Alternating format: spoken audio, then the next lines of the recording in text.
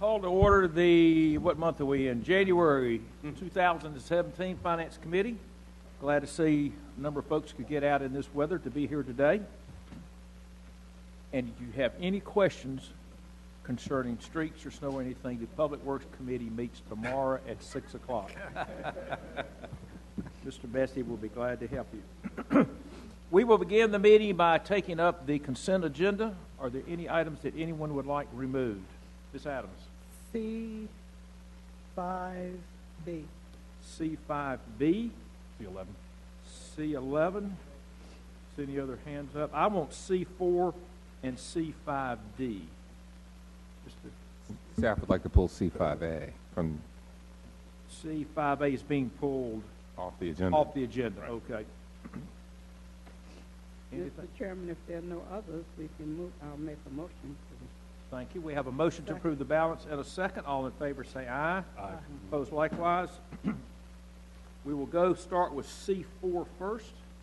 Item C4, request from Georgia Development to participate in the public-private partnership. Ms. Page, you're up. Would you give us a brief comment on this? And Mr. Chairman, in giving his brief comment, can he tell us who are the Johnsons? Go right ahead. Okay. We've received a request from Johnson Development Company, which is a Spartanburg-based development company that's actually had extensive experience in Winston-Salem doing development. Built at least 3 spec buildings that I'm aware of being in Union Cross Business Park back in the early 2000s as part of a previous economic development deal where we built the water and sewer infrastructure, and they went in and built 3 spec buildings as part of a development. They've approached the city again and county about the possibility of again providing public infrastructure up to $300,000 for water, sewer, and stormwater utilities, and they would go in and build a spec building of approximately $5 million, somewhere in the 150,000 square foot range in the Union Cross Business Park. As part of the agreement, over a 5-year period, it's anticipated that there would be both city and county taxes of about $65,000 as a return on the investment that the city would make. So at this point, we're asking for permission to move forward with discussions. Don't know exactly which legal process we would use, looking at several options for both the city and county attorneys. But at the end of the day, assuming that the council and Forsyth County Commissioners approve the request, we'll be recommending using outside the county utility funds to pay for the infrastructure improvements that would be turned over to the city. Okay. I have several questions, but I'll see if anyone else has any questions first. Yeah, Mr. Mayor. Just not really a question, just to say that we are woefully short of buildings that are available that allows us to compete in the marketplace. I think Mr. Lee can comment more than I, but I know we did a survey of the existing buildings in our county, and although there are some vacant ones, they're just not modern, don't fit the span requirements, the height, and that sort of thing. So, and Johnson has done a lot of projects here in Winston-Salem. We're really pleased to have them in our community, and just grateful they're willing to take on this next one. And use of the city-county outside fund is a good way of funding it, I think. All right, thank you. Mr. McIntosh. This is the first time since I've been on council, a little over 3 years, that one of these has come to us. And I've spent some time reading over it, and it appears to me, and I spoke with city manager about this, but this is traditionally what the role of city council is to put in infrastructure and then get paid back by the increase in economic development activity on it afterwards. So, I mean, it seems to me like it's pretty straightforward, and we'll get our money back, and we'll get jobs and taxes. Okay. Mr. Montgomery, then I'll get Mr. Go ahead. Question, and I'm not sure who would answer it, but in reference to the previous project in which we funded and supported, just an update on where that project stood. Mr. Lee, can you come up? Yes, they actually built, I'll respond as he's walking up, they actually built 3 buildings back in the early 2000s, which became the Clearinghouse Company, Pepsi Bottling, and the Mom's brand products. To date, those properties have generated about $4.9 million in combined city and county property taxes. Okay. Go ahead. Well, in addition to that, the other spec project that we did last year, or was it last year, year before last? Yeah. Yes, I can give you an update on both. So this is separate, or this is not? This is This same? is separate. Okay. This is separate. Bob Leak, 1080 West 4th Street, Winston-Salem, 27101. What I put on their screen here is a picture of a map of. And we have Union it Cross page Business Park. 59 in our book. Page 59, there you go. And what Johnson did was they built the Clearinghouse building, the Post Brands building, and the Pepsi building, total of almost 1 million square feet of space, all speculative. At the time they were built, 3 different buildings built. 2 were simultaneous, and then the third, the Pepsi building, came along about a year later. All were leased up, and that project has been very, very strong. As part of building the Post building, they kept a remnant site. You see the triangle there just to the, I guess that would be to the east of the Post building. That triangle is the 10-acre piece of property that they still own at Union Cross. They're trying to develop that. In order to access that piece of property, we need a road, water, sewer, and stormwater. Can you put your hand on it again? I sure can, I'm sorry. This triangle right here, Oh, right. Okay. right there. That's The site- about 10 The acres. site itself has already been graded, and with the issues with funding speculative real estate over the last 4 or 5 years, it's been a real challenge for anybody to do spec development. That's why there aren't any spec buildings in the marketplace. Johnson approached us, maybe 6 months ago, and said, look, we've got this site. We'd like to figure out how to work together. If we could get some help on the public infrastructure, we think we'd be able to move forward. I will point out the $300,000 is the total ask between the city and the county. So it'd be $150 from each, and that same ask has been made of the county.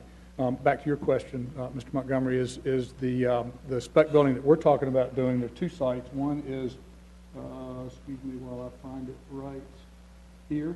Mm-hmm. The second site that we own is right here. The road that was built to access that site is about 95% complete and should be finished in the next 30 days. Putting the top coat on now, but if you go out there, you'll see the road is in place. The first site where you have agreed to loan us the money to build a spec building came back too expensive, so we're sitting tight, and we're hoping to be able to do a larger building with the county also joining with a loan to build a building on the bigger site that we can access now with the road. We haven't chosen to move forward with that yet, and if Johnson were to build this building, we would probably sit back, let them get that building off and running first, and then maybe come in behind it with our building. Okay. Did that road help impact the potential for this building? as well? Absolutely. The road helped impact both Johnson's building because it gives better flow through the park for all the tenants. It absolutely helped us because we couldn't get to the site at all without the road. So, that's been a very successful project.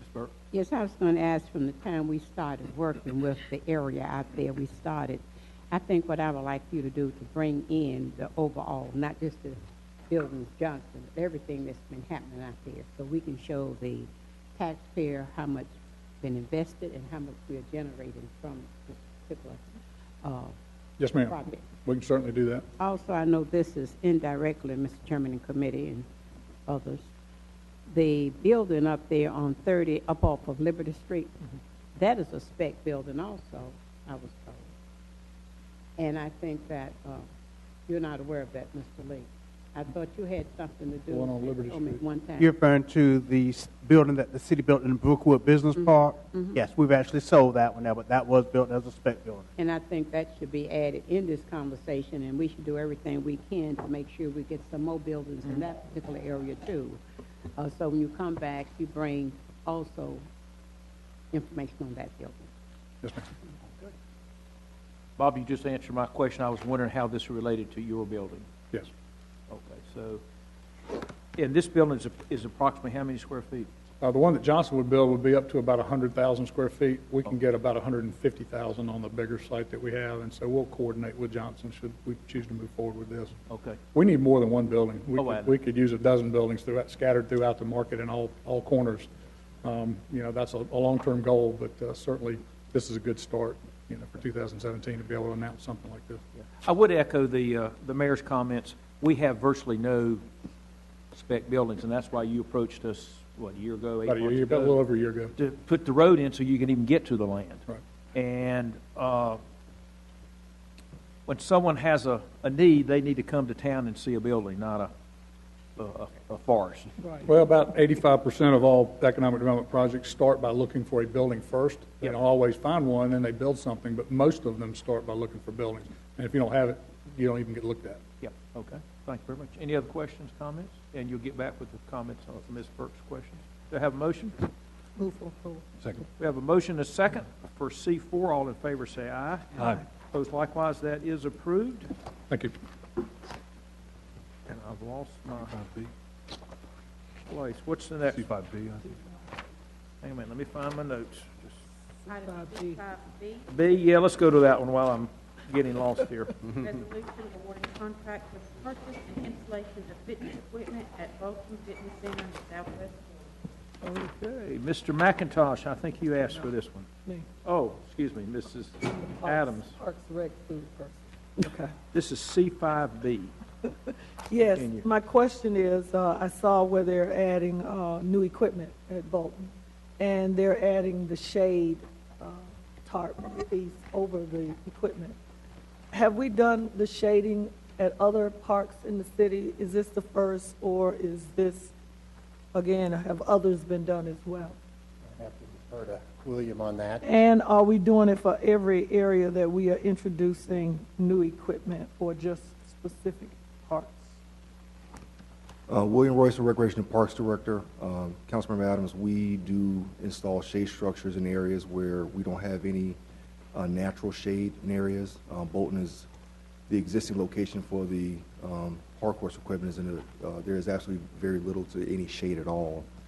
There are areas where we have installed shade structures over existing playgrounds, one at Easton Park, at Old Town. It's a fabric, it's a type of tensile fabric that provides UV protection for the user, so we have done this in the past.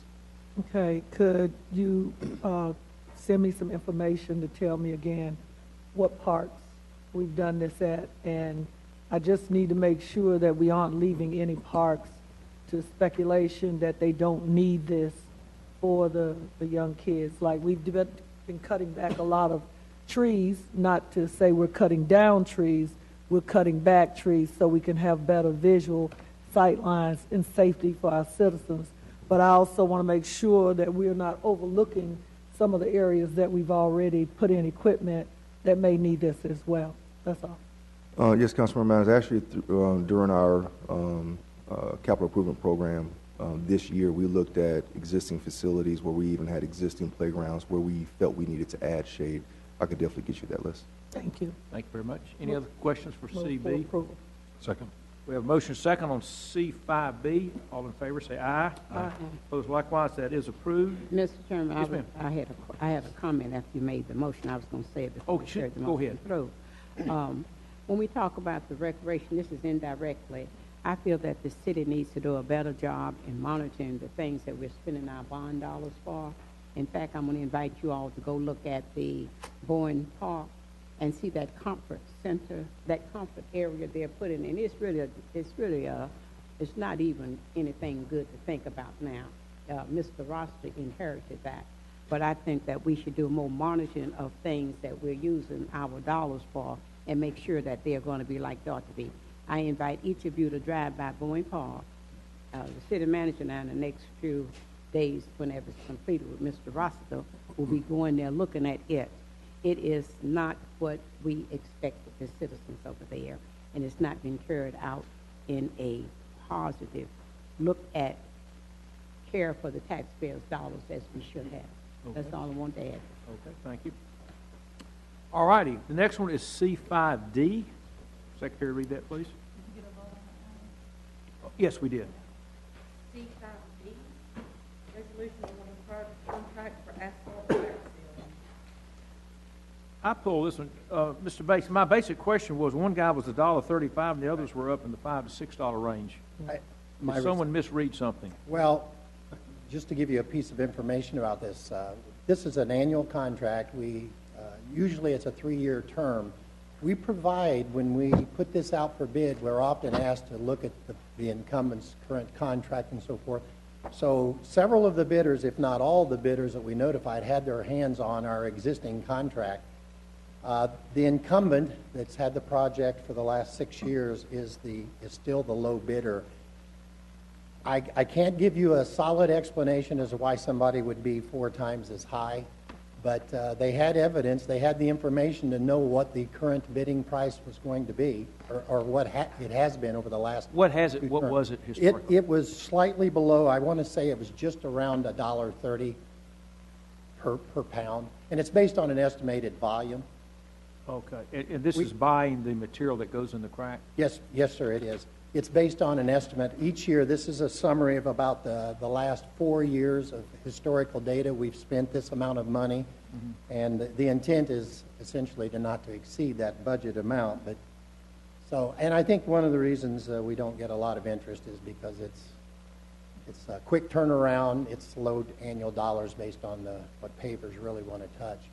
Okay. So they take a chance, throw a high bid out there, and hope they get it.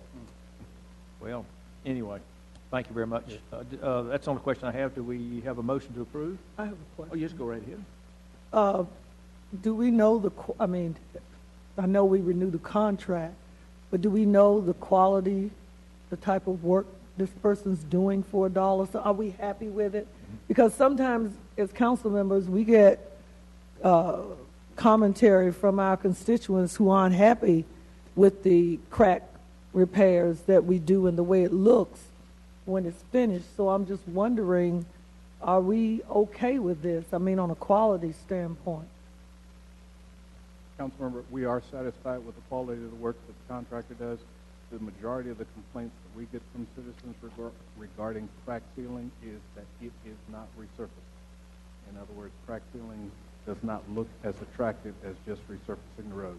But crack sealing is intended to be a measure to preserve the pavement until such time in the future as we can justify resurfacing the road. But we are very satisfied with the work that this contractor has done for us in the past. Okay, I guess with us coming out of winter, and we all know what happens if we happen to have a winter like we just had this weekend, which we're not used to. And we saw that a couple of years ago. A lot of our streets were in need of repair because we were scraping them a lot in the cold. I would be interested, Mr. Turner, going forward, somehow or another we can capture that type of information, particularly where these streets are being repaired the most at, because most of the calls we get are from the urban core. The poorer neighborhoods, and the perception of some of our constituents is that we don't do a very good job of taking care of the poorer neighborhood streets the way we do in the upwardly mobile neighborhoods. So I would be interested as we go through to the budget process, if you could get that information and share it with the council as to how much repair is being done within the urban core versus in the other parts of the city on the perimeter. Thank you. Mr. Larson? This is a 3-year contract? Yes, sir. It's 1 year with the opportunity to extend for 2 additional 12-month periods. The same price? It's based, there's an index, so stated in the document, there's an index that we follow, and should prices go up or down, both parties reserve the right to adjust prices before they agree to continue on. So right now, we have a cap of 41,000, is that what you're saying, 41.4 that we spend, but he came in at 48. So there's going to be an adjustment. That is absolutely correct. So we're going to either see an increase in our threshold of 40, 41.8, or you're going to reduce the scope of work. Do you want to respond to that? I mean, that's the chapter. Essentially, we'll reduce the, we'll take those streets that must be repaired. Right. If there's an absolute need, we'll be talking to the departments about seeing if we can get an increase in the budget to cover those needed repairs. Scope of work in regard to what council member Adams talked about. Scope of work right now is defined by $41,000 budget, and that's it. Yes, sir. Right. Okay. Any questions? Yes, Ms. Burke? To follow up with Ms. Adams, it is sometimes not that we're not having the work done in some of the areas. It's not checking behind. As I've said to the city manager, right. His staff will give a contract to people, and we don't go and make them accountable. That's why we have some of this stepping back the wrong way kind of work that we have to view. And I think in spending our dollars, they are valuable dollars. We just need to be more cautious and careful with them and check back. Okay. Thank you very much. Any other questions, comments? Have a motion to approve? Motion to approve. Have a second? A motion second on C5D. All in favor say aye. Aye. Opposed likewise. It is approved. And the last consent item is C11. If the secretary read that, please. Item C11, information regarding Microsoft Cloud agreement. Tom, come on up. Why don't you give us a 2-minute, what's going on here? Okay. We have a 3-year agreement in place today for our Microsoft licenses, and that includes our AD or network account licenses, email, Microsoft Office Suite, OS, and some tools in the data center, and that's for 2,750 employees. It's a 3-year agreement. Comes up for renewal March 1st, and this is informational this month that we are working on a new 3-year agreement with Microsoft. We currently have an RFP on the streets with vendors waiting on responses the next week. Okay, thank you. Jeff, did you pull this? Yeah, I did. And just a couple questions. And Tom, as you know, I have a particular antipathy for being held hostage by a manufacturer and only having one option as far as a place to go. And what we're looking at here is Microsoft Enterprise Solution. Even though it's being brought to us by a couple different vendors, it is essentially controlled by the cost is essentially controlled by the manufacturer. We may, the channel partners may shave a couple points off here or there. So in the long run, I know we're not in a position to make any significant changes now, but I really would like to see us look at other things like, there are some solutions out there like Red Hat and some free solutions, LibreOffice. There's a variety of people that are sort of nipping at Microsoft's heels on that, and I'd like us to push to bring as much of that in as we can. Understood. Again, given the same amount of budget dollars, we can do more if we're buying refurbished equipment and maybe some alternatives to Microsoft. Right. But realize this is for software licenses only today. Right. No, I understand. Yeah. But there are other alternatives as right. One of the benefits of in the informational memo is today's agreement is licensed by device. One employee, one device. With the new subscription process we're setting up, you can have up to 5 devices. So if we were to, example, go to, we talked about dual boots, and we were to buy another, let's say a Mac device, you still need that license to get to it. So another benefit of the subscription is we can go up and down as we need, where in the past we've been penalized with price changes. So, but I understand your point. This gives us flexibility, I believe. It also gives us the ongoing, what we need in terms of support from the malware and the viruses in the world. We have a 10-year archiving, and we have really a public record search tools that we use with the city attorney's office. But I understand your point as far as the hardware. I think this gives us the flexibility as we look at hardware. Right. But also on the software side, again, I want us to look at solutions other than just Microsoft. That's right. And we actually, places where we can't. Yeah, we actually run in Red Hat Linux today in our databases. So we are looking at other options. Very we do. Thank you. Okay. Mr. Montgomery. Here's a question in reference to you mentioned about security. As how well is the email security? I knew someone was going to ask that. Kreska's Russian, right? Today, in our current solution, two benefits from this new agreement. Today, when you get an email, all city employees, you have an attachment, and Microsoft in their data center, in their cloud, will look at that attachment, and they'll look at a database of known viruses one time when it comes in. Then it comes in your inbox. With the new process we're going to be moving to, Microsoft will continually look at attachments every time you open it, today, tomorrow, next week, because it could be a timestamp malware that hasn't kicked in, or it may not be in the database. The other key advantage is in your URLs. So if you get an email today, all city employees get an email and it says, local government discount for local government employees, go to the site. We all go to the site and it says, under process, come back in 2 weeks. Between now and 2 weeks, that sender could turn around and redirect that site to a corrupt site. Well, what Microsoft's going to do with the new agreement they don't do today is every time you click on that link, no matter how many times, they're going to open those sites in their data center. So if there's corruption, they will get hit with the corruption. So they're almost like a buffer for us. And that's what that advanced threat protection does for us. Any other questions? This is just for information only? Right. I hope you're going out for requests. We're out for bids today. We're out. We'll be getting responses next week, and I hope to submit a council action form for February agenda. Okay. Thank you very much. Thank you. Just remember, Mr. Putin may be reading your emails, so be careful. All right, that's all for the consent. We will now go to the general agenda. Excuse me, that was a dangerous comment you made there. Item G1. Yes, Mrs. Trump. All right, we have 4G general items. We'll go with the first one, please. Item G1, consideration of request for additional funding for the convention center renovation project. Ben, before you start, I know that Mrs. Adams and I took a tour of the convention center. Has everyone else at the table had an opportunity? Okay. You have not? Okay. Well, they are, tours are available for anyone that wants them. So anyway, why don't you tell us what's going on here? Good afternoon, Chairman Clark, Mayor Joines, Mayor Pro Tem Burke, members of the City Council. Good afternoon. In April 2006, the city began the renovation project on the Benton Convention Center with work on the lower level. That first phase was to transform the exhibit hall into more flex space. Right now, we're now moving into the second phase of the project, which is working on the renovations in the upper level, which is transforming both of the ballrooms and also constructing an addition to the convention center that will extend pre-function space out to 5th Street. So right now, the renovations are progressing on schedule with a completion date right now of May 4th of 2017.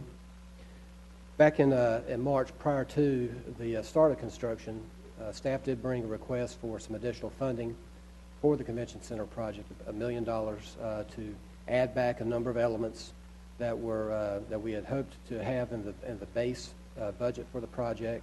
The bids were a little bit higher than that, and so we did appropriate some additional funding to bring in some of those other elements, like the aluminum panels that will go on the Cherry Street side of the building, making some renovations to the restrooms, also doing what we had originally planned to do with the terrace, which is next to the skywalk that overlooks Cherry Street. As the work continued on Piedmont Hall, which is now the new name of the lower level meeting space, a number of issues came up. There were some undiscovered issues that had to be dealt with at the time. There was also some deferred maintenance issues that the contractor, the group decided we should go ahead and address since we were already kind of inside the building. And so those particular items totaled $263,000. The request before you today is for a total additional funding of $1.4 million. Part of that funding would be to address these unknown deferred maintenance issues. There are three other elements included in this request. One would be to also provide the funding for carpeting the lower level meeting space as part of the original vision for the renovation. We were going to transform the lower level meeting space into that flex space, and part of our being able to do that was to carpet that space. Originally the plan was to work that cost into the project budget, but I think that with some of these other costs, as we mentioned about the unknowns and that type of thing, it just was something that we were not able to do. And so part of this request is to basically ask for the funding to reimburse us for that cost. In addition to that, based on tours that have been given recently, there is a desire to take a look at the skywalk that connects the convention center to the 6th Cherry Trade parking deck, to make exterior improvements to the skywalk to tie it better into the new look of the convention center, but also to make improvements to the interior, to actually enclose it and to heat and cool it. The feedback that we've received over the years is that the air that kind of can circulate up under the panes in the skywalk, particularly this time of the year, can make for some hazardous conditions. If condensation or water gets up under there and onto the skywalk, it can freeze. The Director of Operations has mentioned to me a number of times about having to put salt down to make sure that it's safe for folks to walk between the deck and the building. And so one element of this request is a scope change. It is to actually add these improvements to the skywalk so that we can better tie the building with the parking deck and then provide a safer entrance into the convention center. And lastly, we're also requesting additional funding just to provide some more contingency to the project, $500,000 in contingency. Based on our experience with the lower level renovations and having that about $260,000 in unknowns come up, we feel like that it'd probably be a good idea to have some additional contingency. The work on the addition, the work on the south ballroom, that is in the older part of the building, the part of the building that was built in 1969. And so we just want to have that ability to be able to address any unknown needs that may come up during this remaining phase. So on page 2, we kind of summarize the request there. $263,000 for the unknowns deferred maintenance, $335,000 for the improvements to the skywalk, $302,000 for the improvements we've made to the lower level exhibit space, and then the additional project contingency for a total request of $1.4 million. Now, how do we propose to pay for it? We're looking to really utilize a lot of existing capital reserves to fund this $1.4 million. The Lowry Street facility is complete, which is where our new city yard is located, and we do have some cash reserves remaining in that project, about $460,000 that we would propose to use. Back in March, when we did appropriate the additional $1 million, that was part of a larger proposal to appropriate some additional funds that were available to us as a result of the first issuance of general obligation bonds. We sold those bonds at a premium, and so it enabled us to actually have some additional debt capacity. So we're proposing to utilize about $440,000 of that additional debt capacity to fund this additional request. Then this past fiscal year, the convention center ended up doing much better than we had originally budgeted. I think part of that was due to the fact that the start of the renovation project didn't happen until April, so they were able to actually sell for more events, sell more space last year, and so we ended up about $260,000 better than budget. And so rather than the general fund just realizing the savings from that, we went ahead and provided the full subsidy for the convention center, which gave us a reserve of about $260,000. So we're proposing to use $250,000 of that for the project. And then lastly, we're proposing to advance the fiscal year 2017-2018 capital contribution that the city is required to provide on an annual basis for capital needs at the convention center. That's an annual contribution of $250,000. So we propose to go ahead and appropriate those funds. So altogether, that totals the $1.4 million for to cover this request. I'll be happy to answer any questions. Any questions from anybody? Mr. Montgomery? Yeah, I have a couple.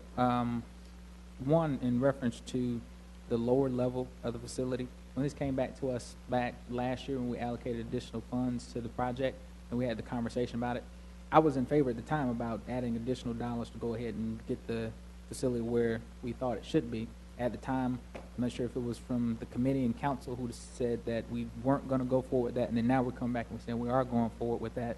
What changed in between then and now? As far as going forward with that lower level space, right?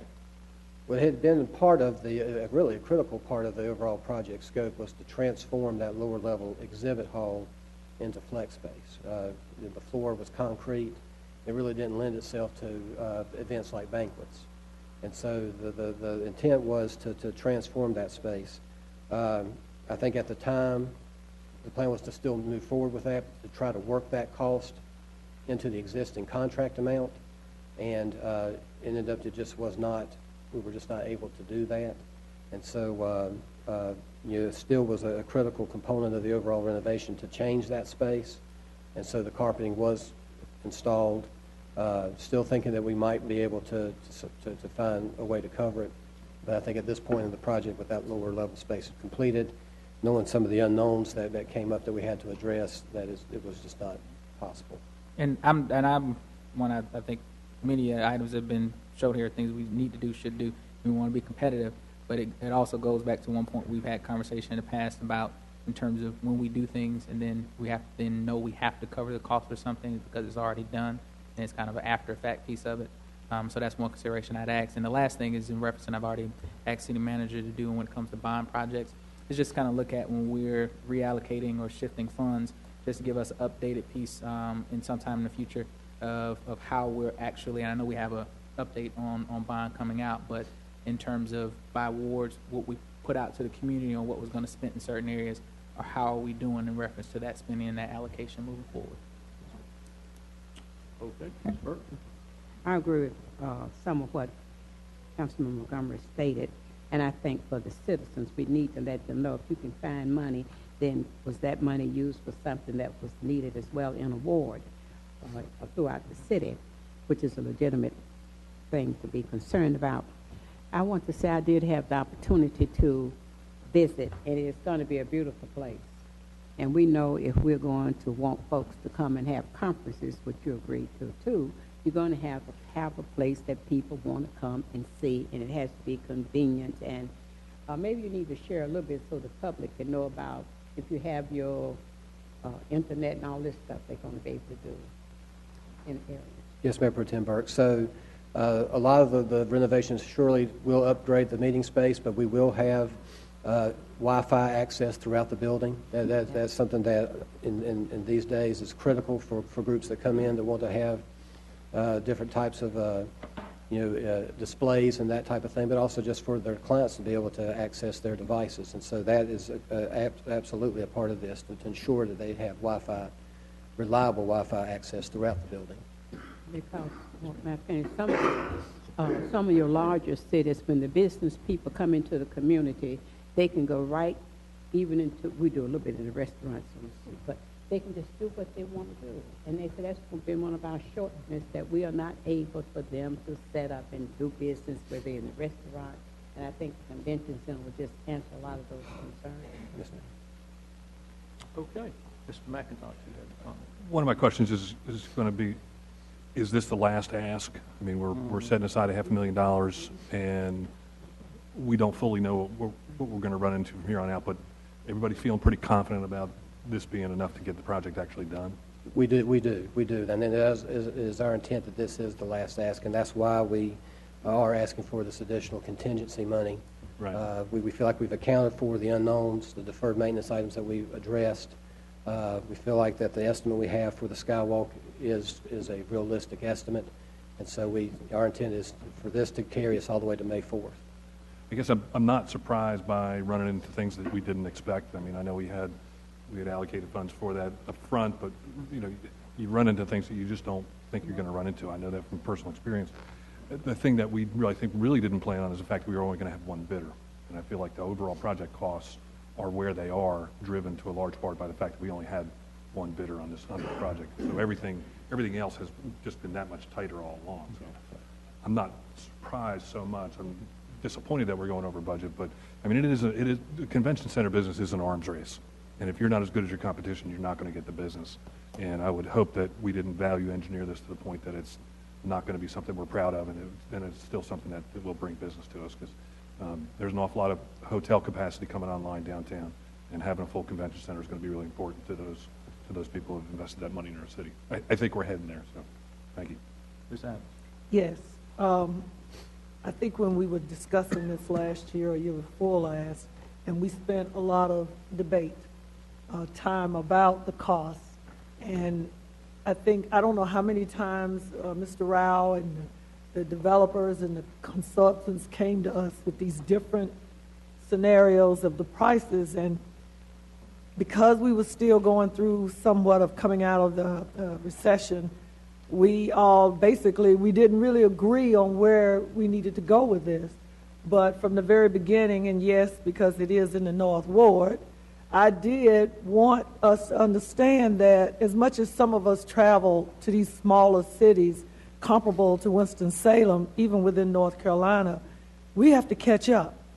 We have done a good job when we built it, when we did the first remodel to it, but we really haven't done anything since then. We just got an old convention center, and when people plan conventions and tourists come down town, we want to talk about the innovation quarter. We want to talk about our restaurants. We want to talk about what we're doing with the arts. But we got a broke down convention center. And we have to understand the convention center is the goose that laid the golden egg as well. We got the National Black Theater Festival coming this year. And that's something that this city profits from very well. We have all of the hotels are full, even hotels in Greensboro, High Point, and surrounding areas. And it's all because of what's going on, not just downtown at all of our different theater venues, but the convention center is the main hub of that activity. Councilmember Clark and I took a tour. It's my second tour since the renovations have been going on. I'm sure it's not going to be my last. But I am very, very pleased with what I see. Yes, I was a proponent and a cheerleader for fixing the skywalk, because when you drive downtown, and we're going to pressure wash the deck, the parking deck, to kind of make all of this stuff blend. We're not just going to, we're doing the inside, but we're trying to make sure the appearance of the outside, when people are here visiting, they take a note. Oh, let me tell my group that we want to come to Winston, even though I'm here for a Wake game or Winston-Salem State game, we can bring our group here. So it's got to look good on the outside. So I'm looking forward to the finished product. And I think we have done as best we can with the resources that we have.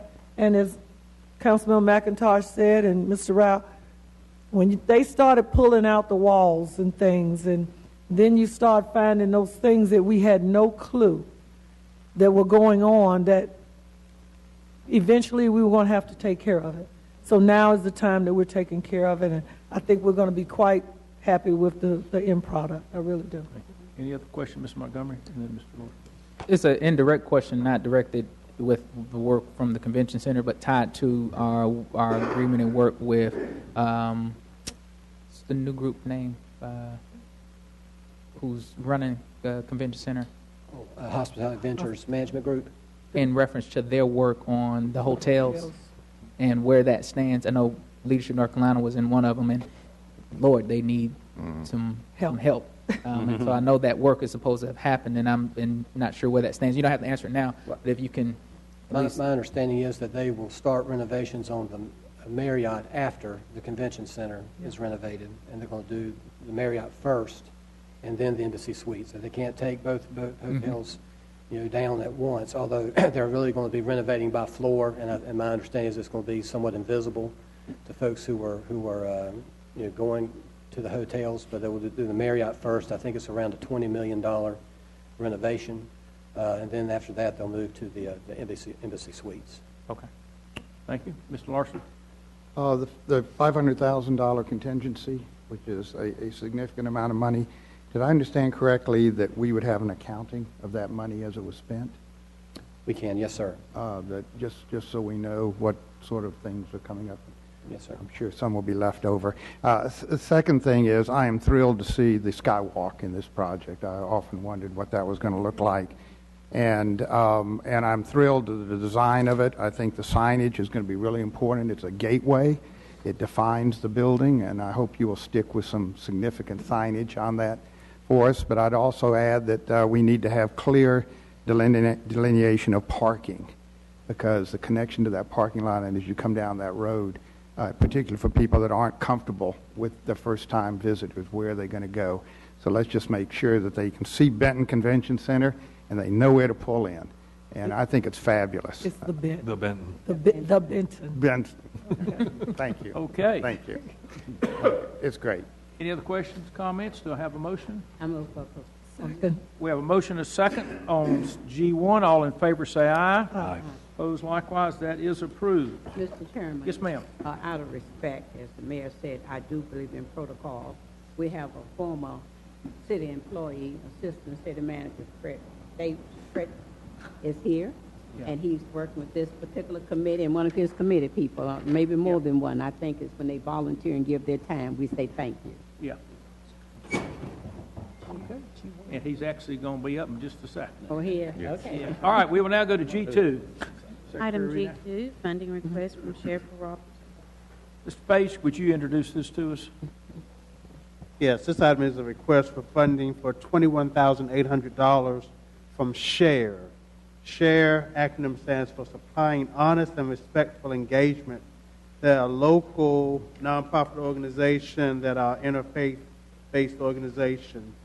The $21,800 would be used, $7,500 of that would be used for a feasibility study, And based on the feasibility study, the remaining $14,300 be used for consulting services to actually look at the concept of opening a co-op grocery store in the West Salem Shopping Center, which is at the corner of Peters Creek Parkway and Academy Street. The model that they're using, that Share is using, is really a national model for looking at trying to develop co-ops, which for the last couple of years they've been working on a visioning and sort of organizing of the group. Now they're ready to move into that feasibility and planning stage. That's the reason they're requesting assistance from the city on this feasibility and planning aspect of it. Based on where that stage goes, a latter stage may be implementation, at which point, yes, they may be back to the city asking for additional funding in the future, but don't know what that will be or how much. So that's really why they're sort of taking baby steps at this point, asking for money to just do the feasibility study to determine if it's feasible to even look at doing a co-op grocery store at this location, and secondly, for assistance with a national consulting agency to assist with the consulting or direction on how this would go if they were to move forward with it. Representatives are here today, Reverend Willard Bass and Gary Williams from Share, to answer any questions, as well as staff. This item right now is just for informational purposes based on direction of both Finance Committee today and General Government Committee tomorrow, and I can report back for your consideration at a future meeting. Okay. I see both Reverend Williams and Reverend Bass are here. Would either one of y'all or both like to make comments? You certainly can come up. Who wants to be famous? Come on, get on TV. You give your name and address for the record, please. My name is Gary R. Williams, and my address is 896 Wagner Road, Moxville, North Carolina. Thank you, sir. Go right ahead. I am the project coordinator for Share, and we appreciate the opportunity to come and share information about Share with you guys today. We're excited about Share because we know that it'll fix a need. We would invite you to come and go with us over to Greensboro to see the Renaissance Food Share Co-op that they've stood up over there.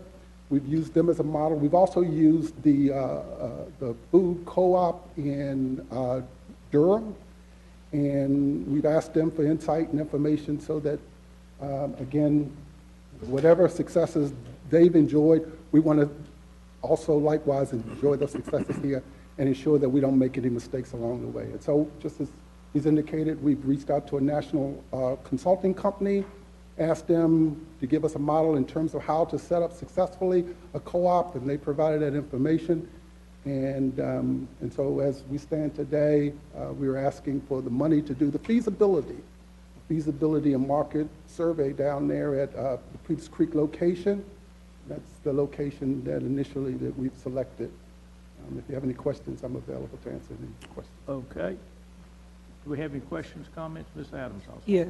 Thank you, Mr. Williams. Mr. Page, correct me if I'm wrong, help me. I thought maybe, have we not done a feasibility study in the Peters Creek, that area, because of the hotel across the street and some other things? I'm talking like how we do these area plans and urban whatevers, and we pay this money and we put them in a box and put them in a room and something like that. Help me with this. Okay. And we actually had this conversation with them when they came. You're correct, Councilman Adams. Probably 2 months ago, I want to say, there's a group here, the Peters Creek Initiative, looking at funding for a feasibility study specifically for the hotel and the car dealership on the west side of Peters Creek. Yeah. This is directly across the street from that on the east side of Peters Creek. So I actually suggested some collaboration between the two, recognizing that the National Development Council is recognized for the economic development consulting services. However, the concern with from Share is that because of the specialized nature of the co-op and the fact that the group that they're working with specifically works with food co-ops, that they want it to be much more narrowly tailored and work directly with that group who has experience doing this type of thing nationally was sort of the concern that they expressed. They are working and have some of the same members that are part of the Peters Creek Initiative and part of SHARE. So there's some collaboration between the two, but they see the two as two separate, totally different projects. And I understand that, but so you're telling me, and again, I'm getting on up there, did we provide any funds to the other group for their study or anything? Yes, I can't remember how much. I'm thinking it's around $10,000 to $15,000. 14. Neighborhood, but yes, we provided funding for that feasibility study as well. Okay. And I guess my question to Mr. Williams is, have you solicited any public or private, well, public is us, of course, but private partnerships or anything to go with? We have. Initially, what we did was we came through the community agency and submitted a proposal, and we didn't receive funding. And so we've stepped back now, and we've retailed what our budgets are and so forth, and we've eliminated a lot of items out of our original budget. We have also, since then, we've asked the city to provide money for the consulting and for the feasibility study, and we've also gone to KBR, and we've asked them for some money to do the administrative and the marketing piece.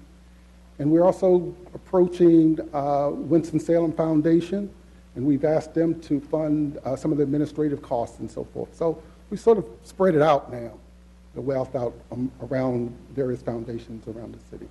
So basically, again, like I guess any other project, you're in the initial phase of discovery and putting it together, because you really right now don't have any solid partners to help make this project happen. I mean, financially, I mean, I know we're here, but I'm talking about some other groups or organizations. They haven't basically told you, or have they, that they feel pretty comfortable that possibly, without saying affirmatively yes, but possibly we're going to be a part of this as a partner with you? KBR has indicated that they will be a partner with us on this. Are you working with any other food initiative type groups within Winston-Salem? We've collaborated with most of the food initiatives here in Winston-Salem. We've collaborated with most of the food co-ops. And so, yeah, we have done our due diligence in terms of collaborations, yes. And I guess we should have, or I should have asked you from the beginning, please tell the listening public what a co-op is, please, in the least amount of words. A food co-op, what a food co-op does is a food co-op, it brings together, first of all, a group of folk who have a particular need, and they bring their assets together, and then from those assets, then they address a particular need. The need that we find over there, or here in Winston-Salem in particular, is that there are food desert areas here. And so what we're asking for the community, the civic, and the commercial entities to come together and help us partner so that we can eliminate some of the food insecurity here in Winston-Salem. But I guess what I'm asking you specifically, are you selling food, giving food away, paying for some of it? I pay for some of it. That's what I'm asking you to explain, because a lot of people sometimes think the co-op means that you're going to be providing food to everybody, when that might not be the case if it's a pay-as-you-go deal. It is a pay-as-you-go. What we'll do is we'll offer memberships. Anybody from anywhere can walk into the food co-op and buy food at the price, at the base price.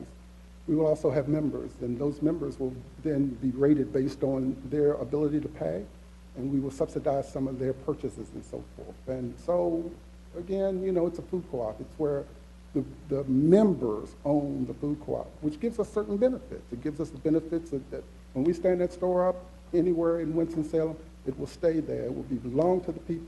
The profits will not be siphoned off. The profits will be reinvested in our community, which is important to us. And so it's a cooperative. It's where we all come together and cooperate to fulfill a particular need. And everyone knows that I'm a cheerleader for anything when it comes to feeding people.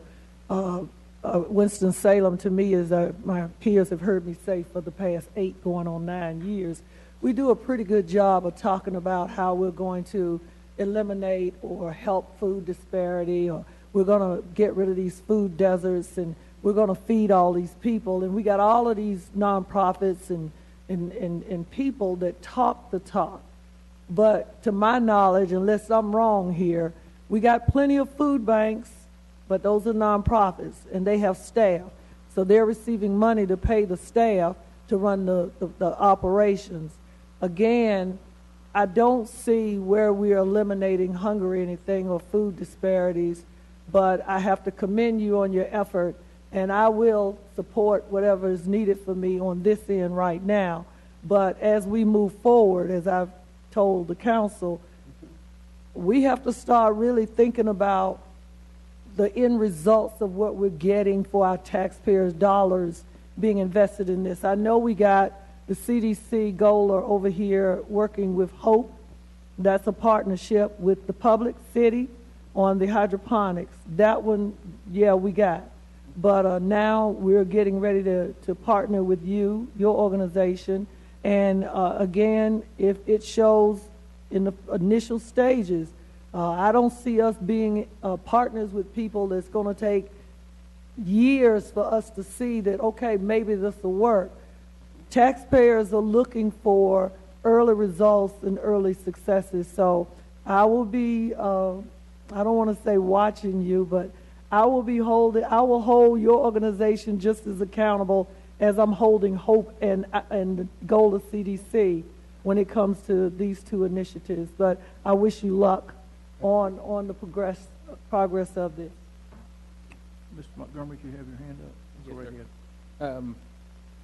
More comment and less question in reference to the project itself. And as it was mentioned, the group came forward early on last year when it came to the community agency funding, and at that time was not funded. And I think that this is a good step back around in terms of coming back, reassessing certain things. And then because some of the questions that came up at that time was really trying to assess what the actual plan was and what those dollars would be spent towards. And so I think that this is a good use of dollars in terms of helping lay out that feasibility on both sides. And then one, as there have been lots of people, as Councilman Adams has mentioned, talking about food co-ops and wanting to do that and what that looks like in our community. But I know I have not seen from many of those who've had these conversations an actual feasibility on what that looks like in Winston-Salem and what is it going to take to actually see that happen and come to fruition. What we will likely see happen is this group and others will see what is it going to take to do so. And my hope is that we're able to support not just in funds, but also in leveraging relationships to help make a project like this happen. Because there's going to probably be some people who need to be brought in who are not currently in partnership, to be brought into partnership to help make this happen. When we keep at the center of it the fact that there is a need in this community to fill the vacuum of when you have food deserts in our community. So hope is what we receive back, what we see back, and I hope that we can get some type of presentation back to committees at some point in time when this comes back, just so that we can have some awareness of what is the actual findings from these studies to know what is going to be needed, and then being able to see how we can help leverage, particularly not just resources, because money's one thing, but you got there's some people and relationships that are going to have to come into play to help make it happen. Mr. McIntyre. I want to echo what both my council members here have said. I guess I'm concerned about the capacity, the long-term capacity of this to be successful, and successful without the city of Winston-Salem having to continually put money in. And we took a big swing at hydroponics. We have only, I know people find it hard to believe, we only have so much money to spend. And we spent a lot on that project. And so I think our capacity to spend a lot more in that arena is pretty slim. I understand the concept of co-ops. I don't know that I've seen one that's been successful long-term. So before I'm comfortable committing $21,000 to this, I would rather see a second go-round where we're shown what the possibilities are, what the structures are, a lot more in-depth information about how this works in the long run. I have concerns about the location. That store failed as a Food Lion. It failed as the international market. So two grocery stores within a relatively short period of time have not worked there. I know demographics have changed somewhat over in that area. So there may be renewed viability there, but I'd want to see some information on that as well. So for me, I need more information. I think council has demonstrated over and over again that we are concerned about and willing to participate in ways to help eliminate food deserts, but I'm not sure that I've got enough information to be happy with this so far. Thank you. Mr. Chairman. Yes, ma'am. Go ahead. I do appreciate them going out and doing some research. When you came before us, we said we need to hear more, and we wanted more. I like your attitude of taking what we said in a positive way and coming back, making a presentation. Earlier, and somebody can help me, there was a group downtown talking about co-ops. Do you remember that the people who moved in the area? One of the groceries. Wanted to talk about a co-op. Where are those folks now? Anybody remember that? Do you remember anything like that, city manager? It was some folks talking about a co-op. They were talking. Y'all may have sitting up there like this. They don't have your mind. You don't have this here. Yeah. May have been the cobblestone folks, or at one point were they talking, maybe? I think they were, yeah. But I was just thinking maybe they could sort of, if those people are still around, because downtown, as we start to develop downtown, people were talking about we needed a store. Then they started talking about a co-op. Mr. Frederick, you remember that? There was one on Green Street in the 80s. Okay, all right next to Glebsky's Bakery, but it didn't last very long. Okay, but I do appreciate you all. Okay, any other? I've got a few. First off, for the staff, I would like, where the address is, I think he said it was the Renaissance Food something, the co-op in Greensboro, if we could get the address of that. I would like to go look at that. Also, I would like to know who owns the shopping center they're talking about. I think the Hubbards own that shopping center, but if you could just verify that. They did at one time. Next, can you check back with the baseball folks? They're going to do some development there. So ask if they have any plans for a grocery store in that area. Yes.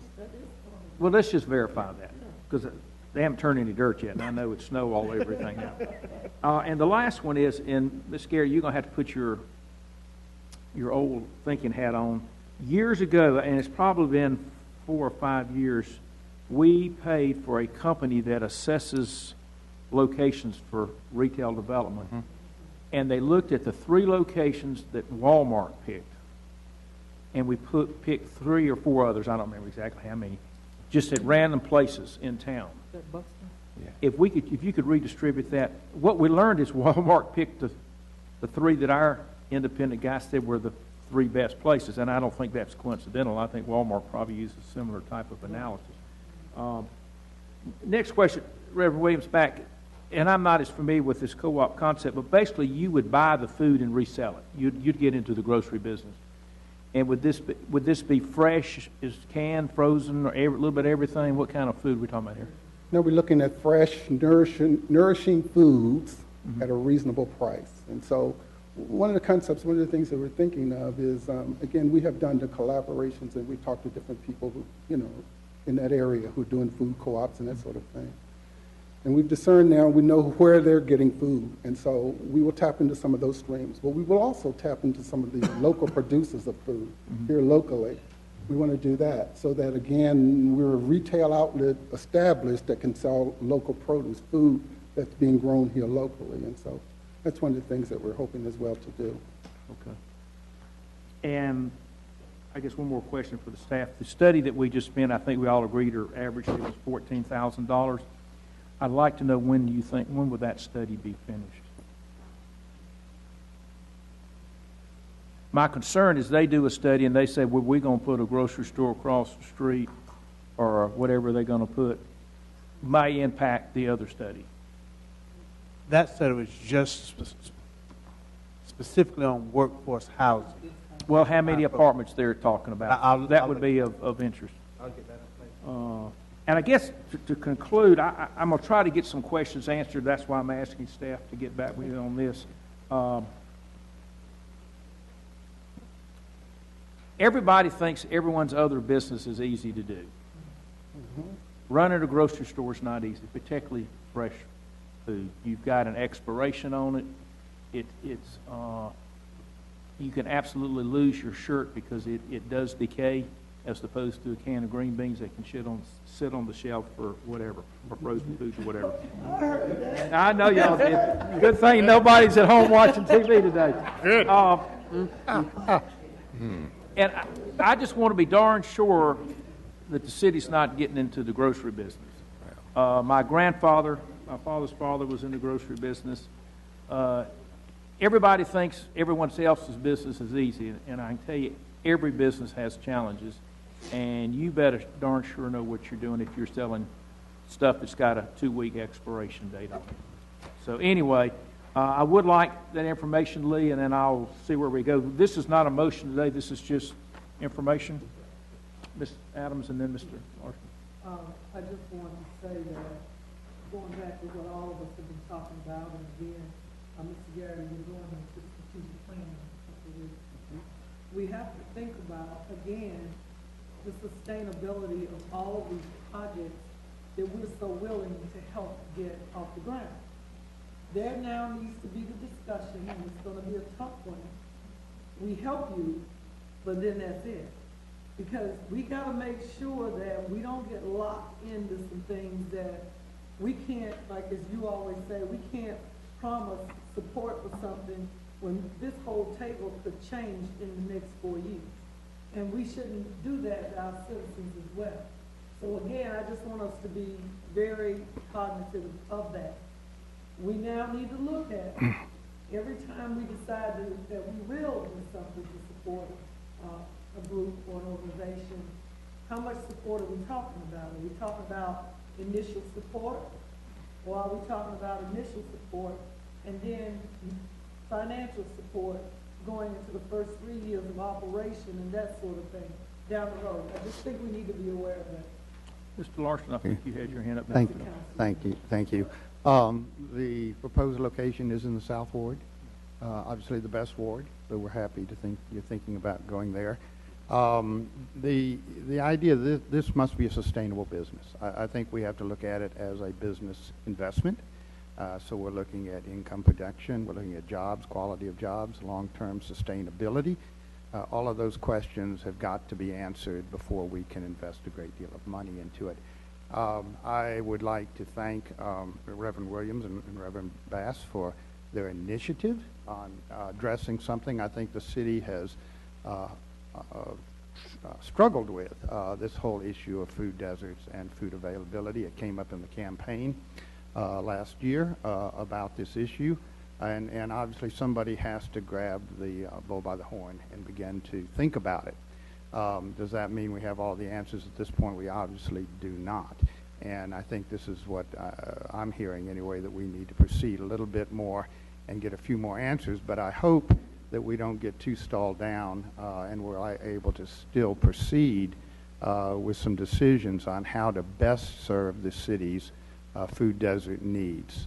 And I think the location on Peters Creek Parkway, maybe you could address a little bit about why you looked at that. I mean, the difference in some regards as to this proposal as compared to the $14,000 that was given earlier, my understanding is we have a site. We actually have a place that is under control and has the potential of immediately being executed upon, whereas the $14,000 doesn't have an option even on the land that's being studied. So I do think that this project is a little more tangible. Now, is it the best we can do? Is it sustainable? Is the business model solid? I think these are some questions that need to be answered in maybe these proposals as we refine the actual scope of work and who's going to do the work. I assume it's going to look at the location. It's going to look at the issue of whether or not we have alternative plans for other food services in the area. It's going to look at the business model, which we've got to have a very tight handle on before we go any deeper. But I don't know how we get down that road without actually conducting those kinds of studies.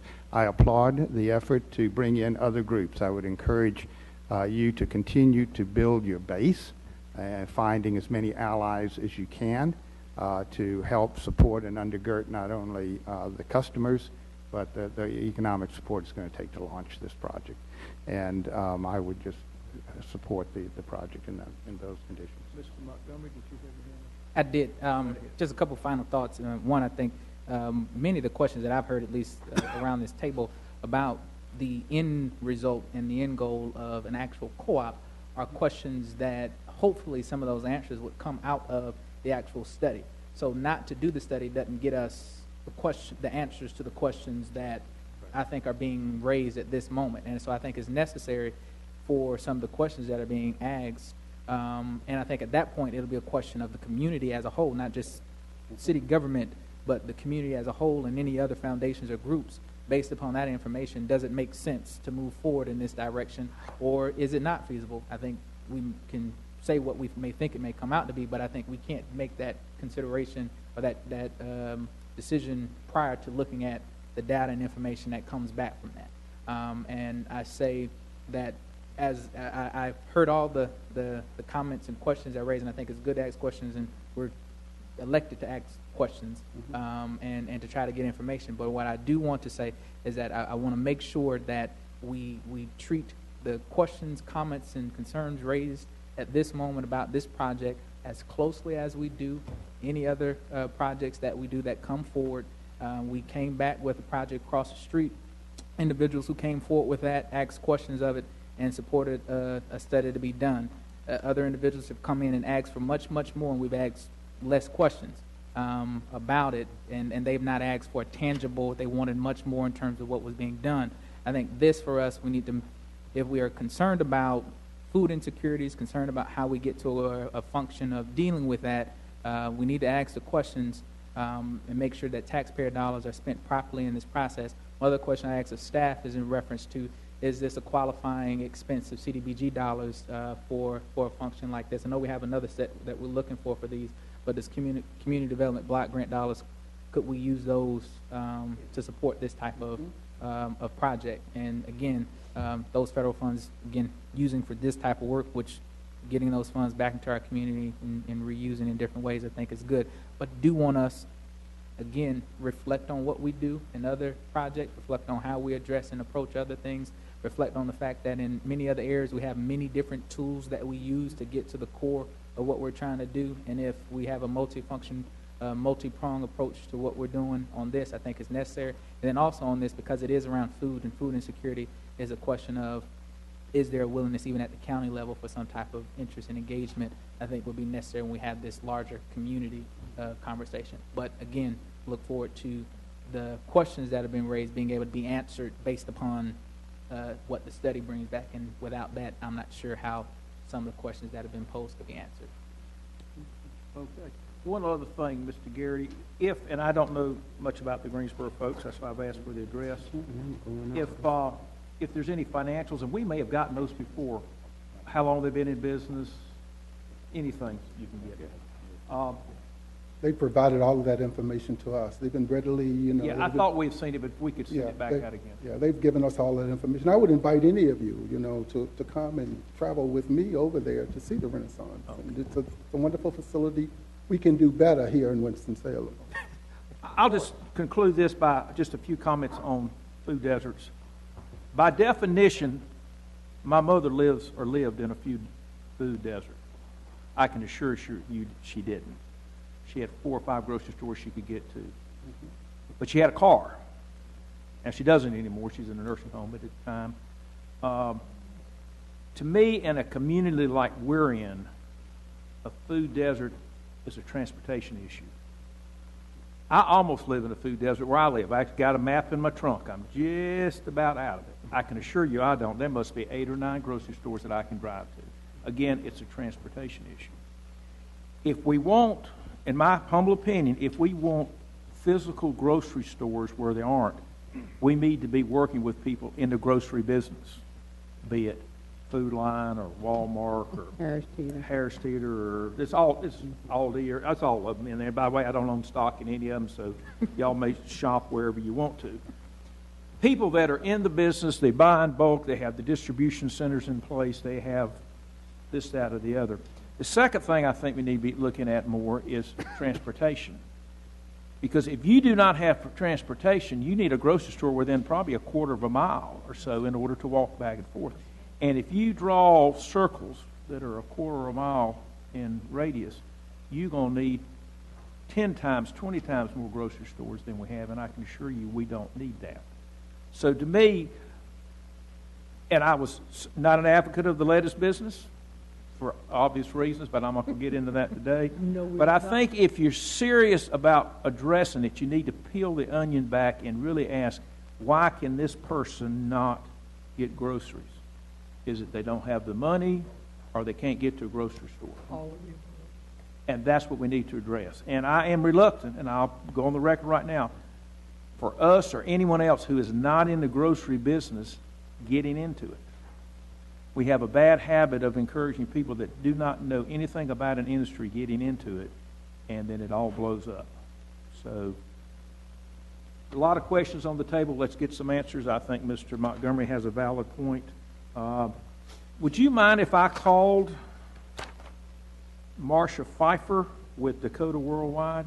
Absolutely not. If I have time, I'll try to call her and just get a better feel. Absolutely. Yeah. One other experience I have with consultants, if you don't ask the questions right, you don't get the right answer. I'd be curious how many times they've studied something and said you shouldn't build one. I'm available if you have any questions. Okay. We've done a lot of research on this. All right. So if you need more information, one of your first stops ought to might be with us. We've done a lot of research. I thank you for being here today. This is just information. I think we've had a lot of good questions. We will now go to number 3, G3. Mr. Fredericks, come on up. Item G3, Citizens Bond Oversight Committee Quarterly Report.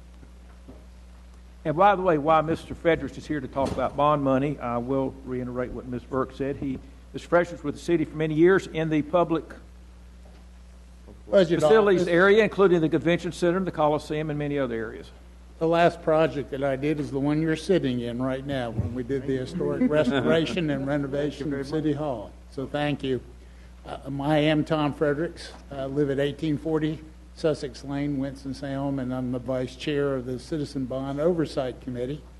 Our chairperson, Randon Pender, couldn't be here today because of personal matters, and so she asked me to come in and just fill you in on what the committee has been working on since our last report, which we gave to you this past April. One of the charges that the council gave us was to report quarterly or on an appropriate basis on what has been happening with the bonds. Since last April, the committee has met 3 times. One of them involved a very long half-day tour out in the field, looking at projects that have been started, and I think it's been a very positive experience for our committee members. It has been 2 years since the bonds were approved by our citizens, and I think our short report that we provided to you kind of really undervalues what has happened in 2 years. I'll just sidebar, when I worked for the city for 30 years as budget director, assistant manager, when we had a successful, which there weren't many, bond referendums, they were always done under a pledge that we would not raise property taxes. So as Lisa knows, what happened then is we couldn't just go out and issue all the bonds like you have done this first phase. We had to spread that construction out over 7 years. The possibility when you had this referendum that included an immediate property tax increase that allowed you to issue $60 million in bonds, the city had never undertaken a bond referendum like that in the past 30 years. Significant progress has been made in less than 24 months, really. The staff has taken the projects, divided them down, as you can see in the report, to 341 projects. 70%, 236 of those projects have been completed. And it also is reflected in the wards. I know you're interested in the projects that are going on in your wards. On an average, there are 43 separate projects in each ward. 70% of them, 30 projects in each ward. A lot of them at this point have been the resurfacing of streets and construction of sidewalks reflect that. But significant progress. The total bond referendum was initially $139.2 million. That has been increased about 2.5% up to $142 million from the fact that you were able to sell your bonds at that premium, as well as other funds that you've been able to divide and come up with. As you can see from the convention center projects, this is not black and white scientific. You come up to things. We have more bad soil in this community that requires different foundation work than you can ever imagine. Okay. At this point, 2 years into it, $71.4 million has been spent or encumbered, which represents 50% of the bond proceeds. And when you look at that table, you'll see that there's a significant portion of the economic development money and the housing money that hasn't been spent as yet. If you remove that from the equation and just consider bricks and mortar projects of police, fire, streets, 62% of the money has been spent and encumbered within a 24-month period of time. The last thing I'll comment on that's contained in your report has to do with the importance of MWBE. And this is a program I know from experience has developed over the years, and the city of Winston-Salem really has one of the strongest MWBE programs to encourage and find MWBEs that are qualified to carry out projects for the city. Through your MWBE committee, each project was evaluated in terms of goal, that contracts that could be shared with MWBEs. The committee identified for both design and construction that approximately $9.5 million should be awarded to MWBEs, or 14.8% of the construction budget. The actual is actually $16.3 million has been awarded to general and subcontractors, or 25.5% of the construction dollars. So it has been, I'm sure, a significant impact to the minority business and women-owned companies in our community and our area that the citizens of our community decided to approve these bonds. The committee next meets, I believe, then in March or January. We've got a meeting coming up. And I think really over the next couple of meetings, what the committee is going to be focusing on is really looking at the time frame of wrapping up the spending of this bond money. There are some still significant projects left to be done, particularly the renovation, the $10 million renovation of the Public Safety Center. That's going to take some real logistics in terms of working with the police department. But there's 105 projects left to do. And I think we'll be working with Robert Preston and purchasing to look at how that will take place. I think that one other sidebar comment I would say is that I think it's really has been beneficial that City Council set up the Bond Oversight Committee. Just from the standpoint of allowing, like your Winston-Salem University, 9 citizens to really become actively involved in looking at and understanding capital needs, how the city operates, and how really efficient and effective the city staff has been. And the other comment I would add is, without any additional staff, Lee, I mean, the engineering staff and the purchasing staff has been working on $70 million worth of bonds without really any additional personnel, and I think they all are to be commended. So the committee looks forward to the this next year, to 2017, as we wrap up the bond referendum projects, and I'd be happy to answer any questions. Questions, comments?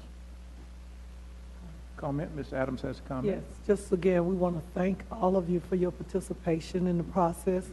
And thank you because we need citizens to help us be held accountable on their tax dollars. And you're right, we definitely knew the history about the bonds here in Winston. And we wanted this to be a very successful and transparent process. And that meant the involvement and the engagement of citizens to help be the oversight of how the money is spent as well as for us. So truly we appreciate you. Thank you. And we appreciate the team. Thank you very much. You're quite welcome. Thank you. Oh, Mr. McIntosh. I'm just going to echo the thank you. I know it's a lot of hours and it's a lot of work for a group of people that are probably already very busy. So thank you. And it does provide us feedback that we don't necessarily get through staff or from citizens on the street. It's a unique sort of look because you've got a group of people that are, I think, highly qualified that are not beholden to city council per se. So it's an opportunity to give honest feedback, which is something that both staff and council really need. So thank you. Ms. Burke. I would like to say thank you. I always believe in volunteerism, and when people take on ownership, they have more pride in what's going on. Yes, ma'am. And this historical building that you did oversee, I made sure it stayed traditional. Thank you. And it had a lot of change orders, let me tell you. Yeah. Thank you, Mr. Fredericks. Thank you. Y'all doing a great job. Keep it up.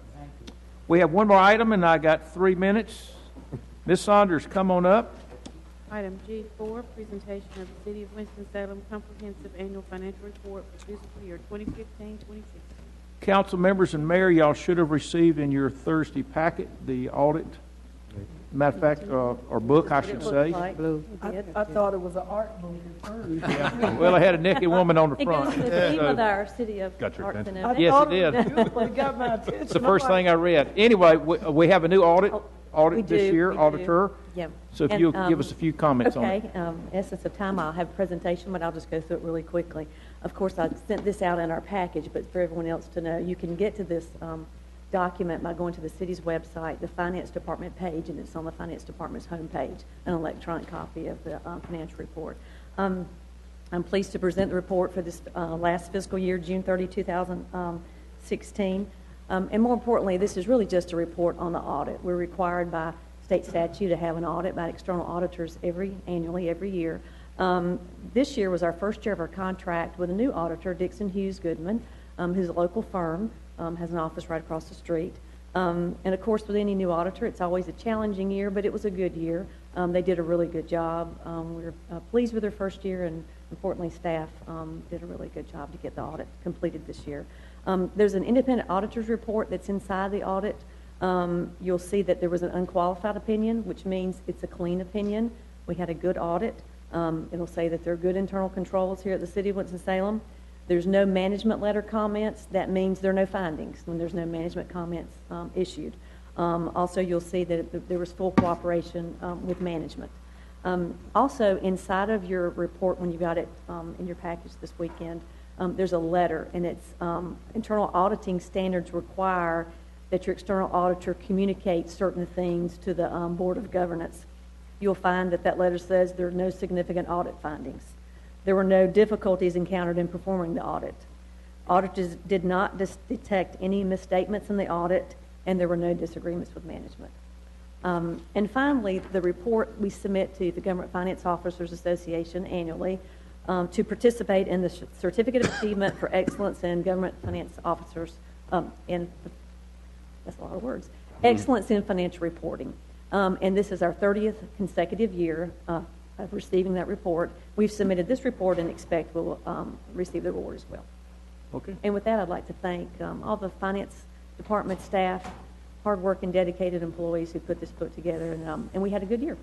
Okay, thank you. Any questions, comments? Again, you can certainly read at your convenience, Mr. Larson. Great housekeeping. Thank you so much for keeping us out of jail. You're welcome. Mr. McIntosh. Those are two of my favorite words, clean audit. Very good. Thank you. Okay. Yeah, just to reiterate to the citizens who may be watching, we are required by law to have an independent audit, and that's what we have done every year for many, many years, and nice, clean audit. Thank you very much. Ms. Burke? I think we need to make sure that we put it in places so people can read it. We have our recreation centers, our community centers, the library. And then the folks who read it, then we also will have an opportunity for them to come and say some things to us that they need to know, that they don't know. Right. Okay. Thank you all very much. Is Mr. Taylor in the building? Has anyone seen him? I didn't see him in there. The public safety meets after this. It is 6 o'clock. Vice Chair, if you're here for public safety, I would assume it'll start in about 5 minutes. With that, we are adjourned.